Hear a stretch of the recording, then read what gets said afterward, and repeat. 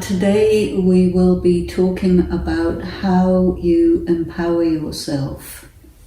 And it's quite a large and open question, and it's also very subjective. Where do you begin when you ask yourself this question, or say to yourself, I need to be empowered, I want to empower myself? Perhaps a good place to begin is to look at how you may have got disempowered. I would say that the essential, original condition of a human being is to be in their power, and that is our starting point. We do not, in my view, evolve to a position of personal empowerment, but we begin with having lost it.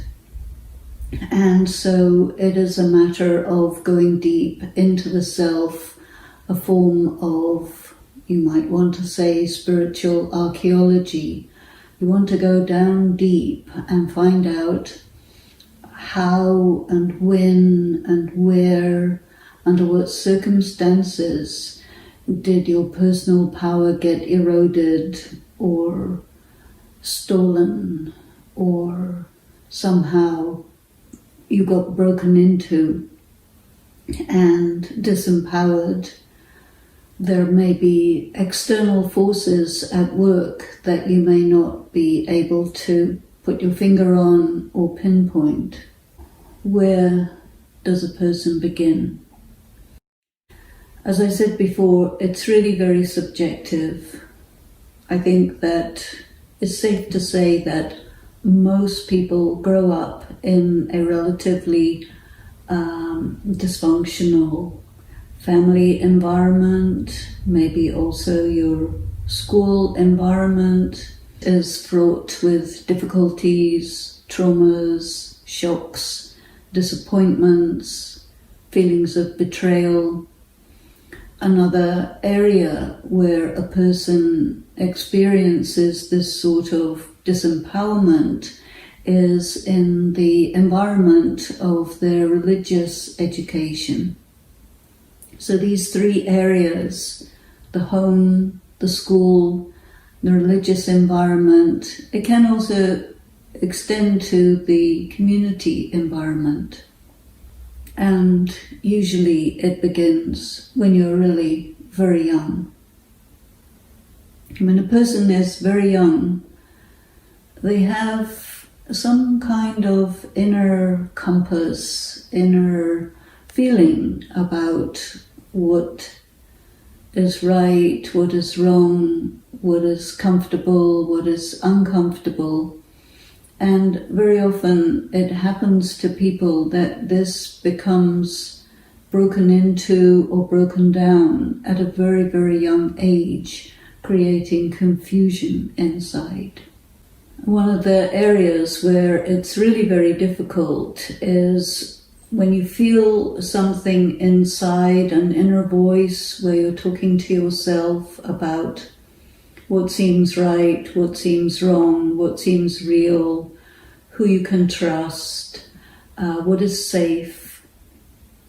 And sometimes there are external voices, beings, circumstances, which are at odds with your inner sense of these things. In that kind of situation, you're experiencing greater or lesser traumas. One of the difficulties that is experienced by people who grow up in dysfunctional environments is when the environment contains violence.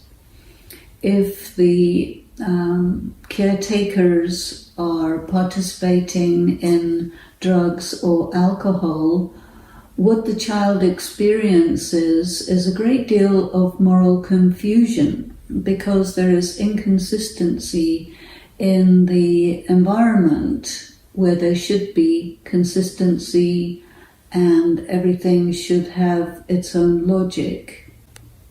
When this logic breaks down, then the environment becomes unsafe, whether it's actually unsafe or whether it might become unsafe.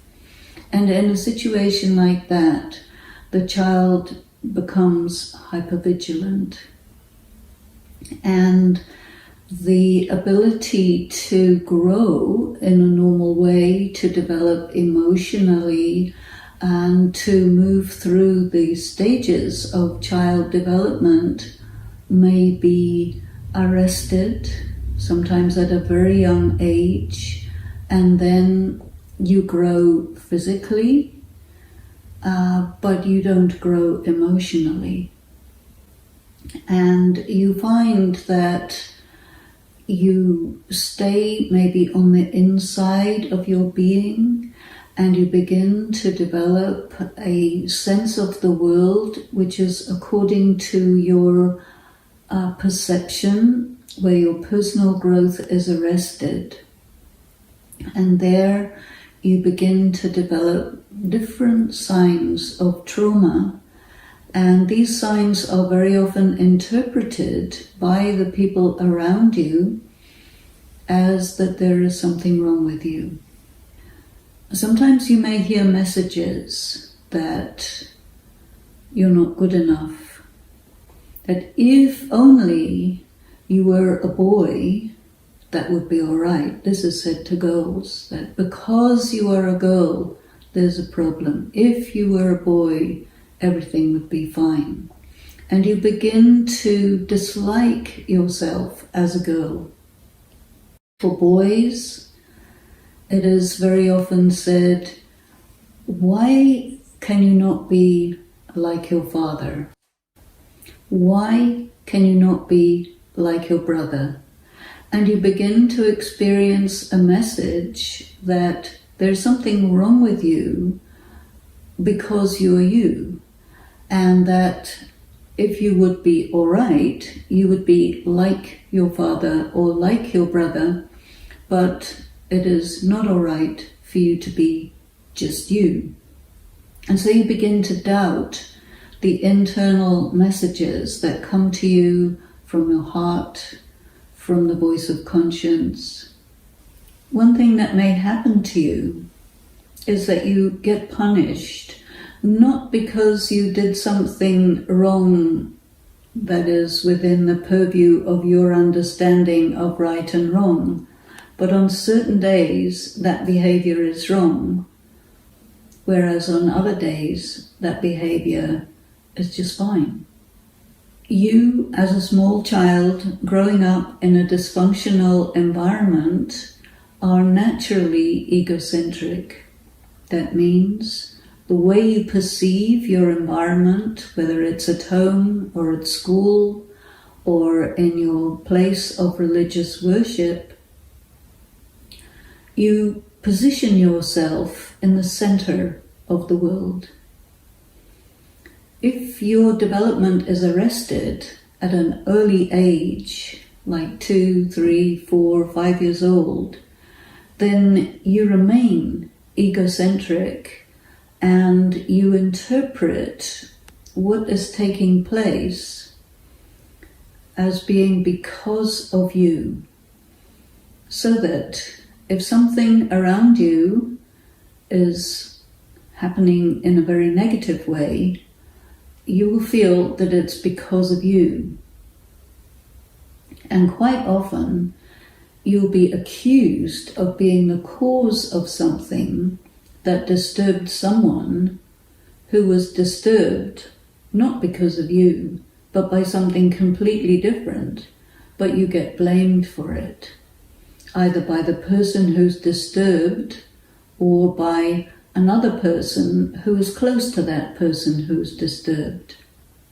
All of this adds up to a situation where it becomes very difficult for you to concentrate on something like schoolwork, because all of your energy is going to protecting yourself, to anticipating some or another unexpected catastrophe from the adult world around you. And instead of those people being your protectors and giving you consistent and coherent guidance and rules and an environment that you can comprehend, which doesn't shift unexpectedly. All of your energy goes on trying to hold it all together. And then you go to school and you're told that you have attention deficit disorder, or that you're very stupid or very slow, and you are reflected back in a way that doesn't really reflect the real you back. But what's reflected back is your attempts to cope with a very difficult situation. And those people who are reflecting back to you, they're not reflecting back to you what you are. They're reflecting back to you what has been done to you, as if you are responsible for what has been done to you. And this gives you a very confusing moral message, so that a lot of your energy gets caught up in trying to interpret what these messages really mean, because what you feel from the inside is one thing, and what you hear from the outside doesn't compute with what you feel from the inside. Plus, you may also, in order to survive, you may also need to create a kind of fantasy reality which gives you some kind of comfort. And then this creates a disturbance in your perception, and you are not anymore able to perceive things as they are in a neutral way, but you perceive them through a filter of what they might be, or a filter that resembles like a dream or a nightmare, and you never know which reality is the real reality. And one of the problems that happens as a child grows up like this is that your mind and heart get progressively frozen over, and you start to learn behaviors that enable you to get by in the social environment without drawing attention to yourself that would be painful. Some children, they respond to this by acting out, which in many ways is really very healthy, because the child who is acting out is protesting against the circumstances which in reality are unjustifiable, unsuitable. It is not possible for a person to be at ease, and so they will react. They may become hysterical, they may become violent, they may refuse to go to school, they may run away from home. And always when they get caught, they will be punished either with physical beatings or with being kept away, or locked up in their room, or denied food, or denied access to the bathroom, and then shamed for how they have to handle themselves in that situation. Another thing that many children experience is some kind of molestation or sexual abuse by the adults, who then say, well, of course the child is lying. Children always lie. Or if you're a girl and you point out something, then you will be shamed and punished, and also told that you're making it up, and that you're not responsible, that you're bad. And gradually the child becomes more and more isolated from the society, and is effectively in some kind of a survival mode. So these are different ways as you grow up that gradually you are progressively disempowered, and at the same time the circumstances prevent you from developing normally and developing the ability to defend yourself, protect yourself, stand up for yourself, represent yourself, and you gradually become someone that you are not. Because you learn quite quickly how to please people and prevent them from violating you by pleasing them in particular ways. You learn to become, in certain circumstances, something like a robot, where you will perform according to certain cues that are given to you, but which doesn't have anything to do with who you are as a person and what your actual and real responses would be if you were being really true to yourself and if you were representing yourself as you are and expressing yourself as you feel, as you think, as you want. And in this way, you gradually lose contact with yourself, you lose faith in yourself, and you become, in order to survive, something that comes under the influence of external authority figures. And these may be illegitimate authorities in the sense that they're abusing their authority, but you are so unable to be your own person that you come under these influences and you really lose the ability to be who you are. You forget who you are. In such a situation, you may protect yourself by entering the world of books or games or cartoons or nowadays computer games. There are many children who will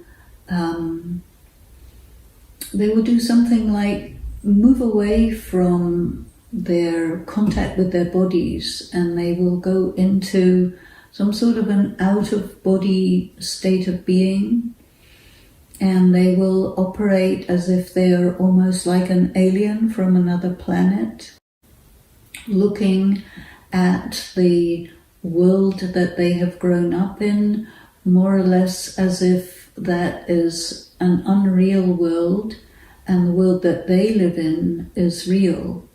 In fact, they're creating an imaginary world, and that imaginary world works as long as they are away from the real world. But as soon as you come into the real world, then you can interact with it relatively well within certain limits, but it's quite small limits. And as soon as the circumstances become something that you haven't anticipated yet, then you're lost. So I'm describing ways in which personal power gets eroded over many years in the environment of the home, the environment of the school, the environment of the community, the environment of the religious experience, and it'll be also something which progressively makes you believe that you're bad. So sometimes someone who believes that they're bad, they will say, okay, I'll prove to you just how bad I am, and they behave in a very antisocial way. They may become violent, brooding, moody, dark. Such a person will fairly quickly start taking drugs and using alcohol, tobacco,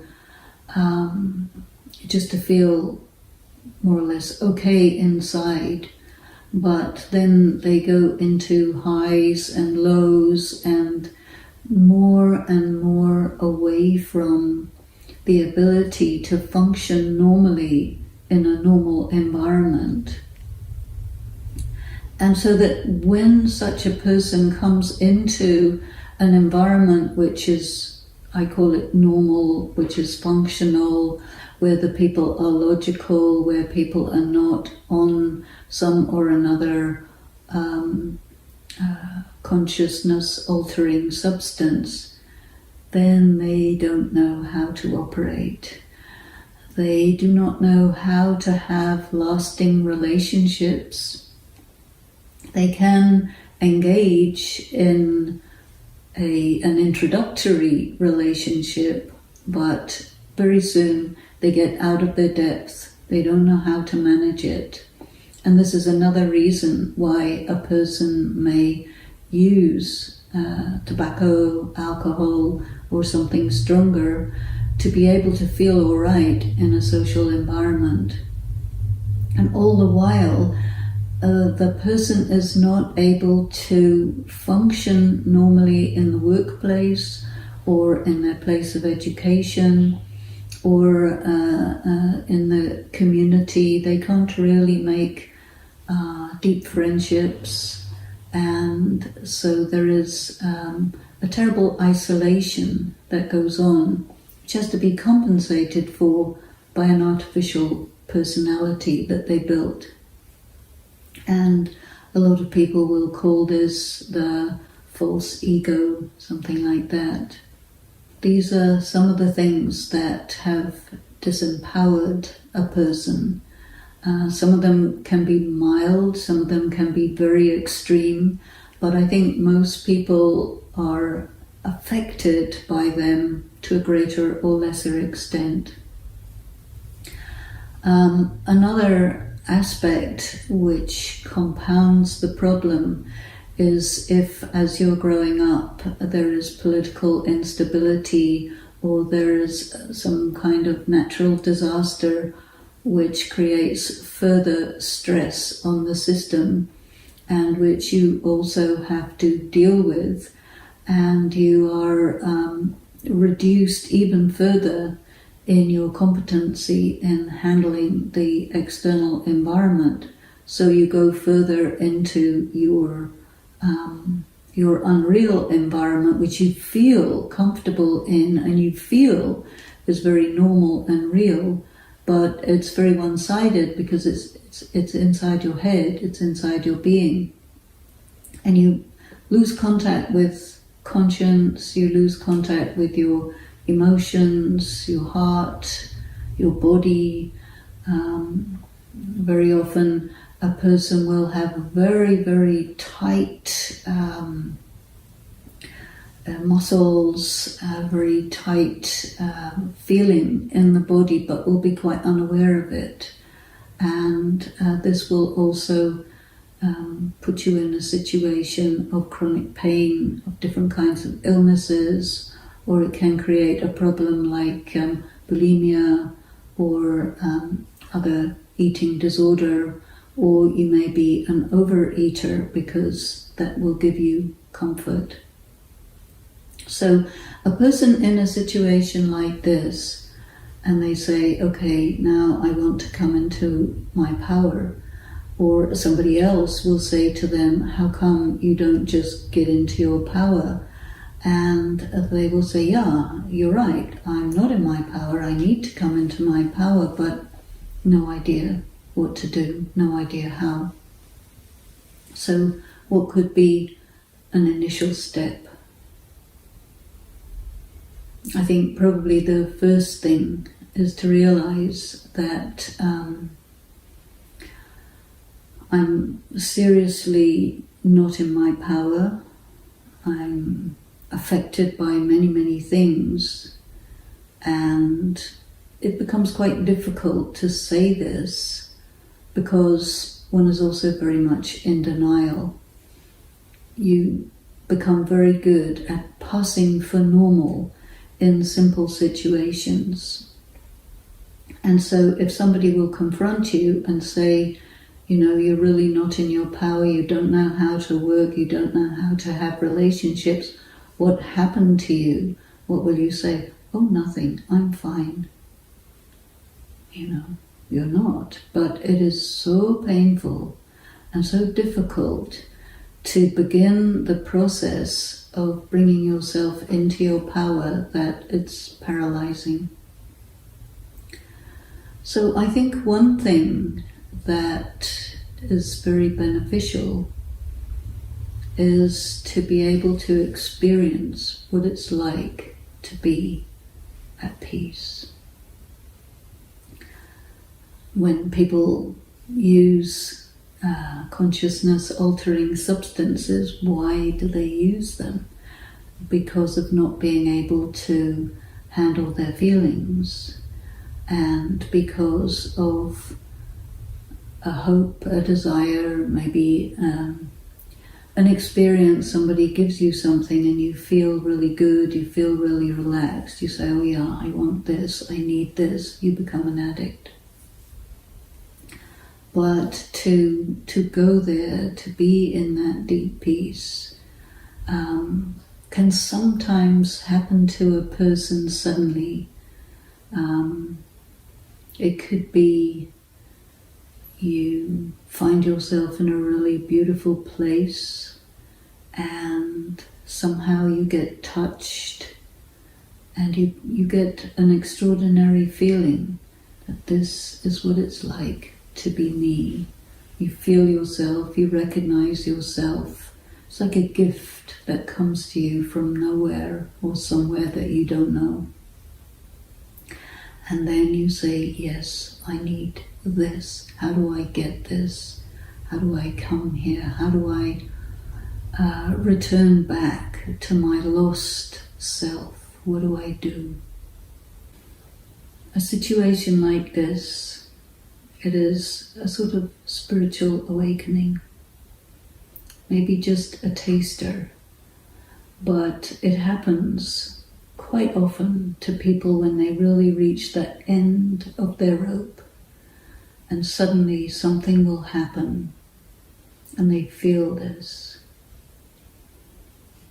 So here in our sessions together, we're looking at making contact with the soul at the deepest level,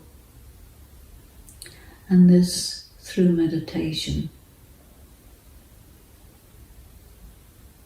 So let us take a few moments to just go inside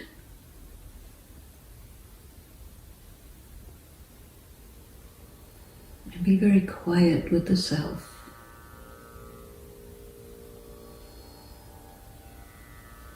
And give yourself the permission to be exactly who you are. Give yourself the right to be free, to be loved,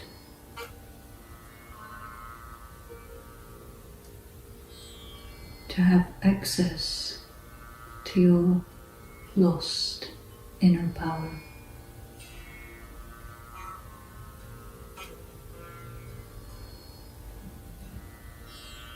Let yourself get carried by an extraordinary force which is so gentle, so sweet, so close to you that you can trust it.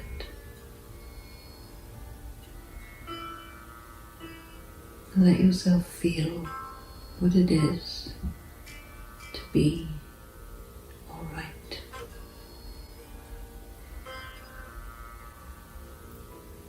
Let yourself be in peace.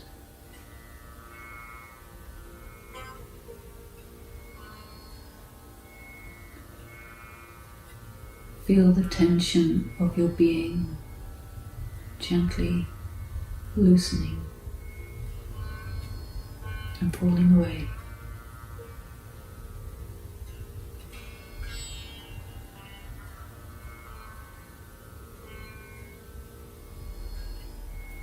Feel yourself to be like a beautiful flower that opens in the warmth of the sunshine. You feel your heart.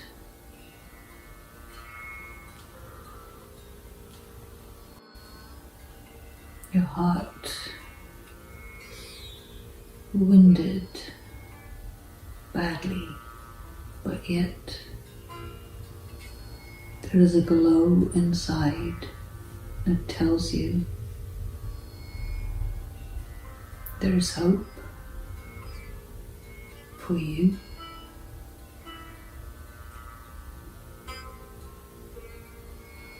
That glow is warm and golden.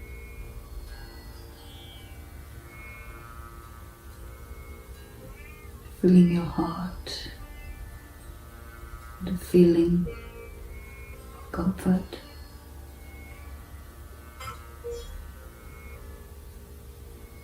You feel strength, some kind of energy flowing into you.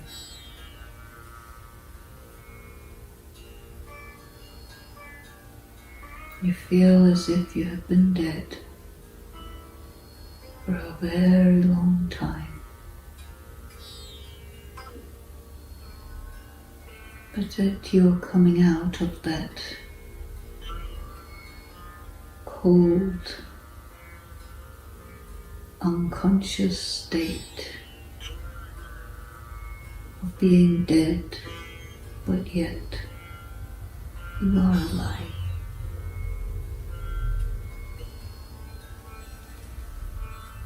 You feel that energy moving around in your heart, in your soul.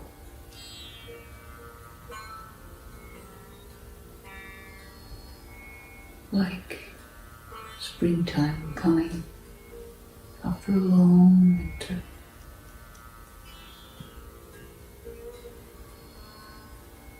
And it sets up a longing that I want to have this, to be this, to go there when I want.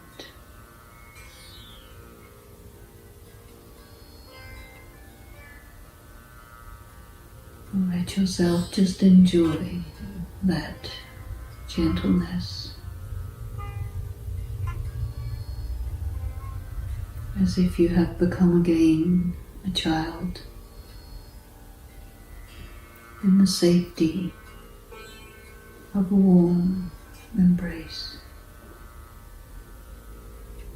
where no one expects anything from you, and you are free just to be you.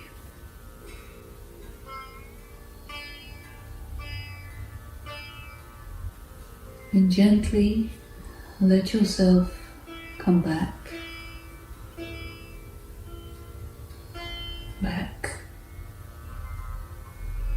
to the place where you're sitting, back to the world as it is, with its shadows and its bright lights, with the stresses and challenges.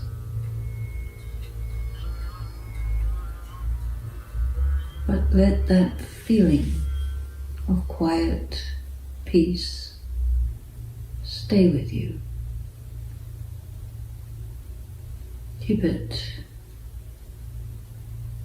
in your bones, in your heart, and know that it is there for you, a thought away.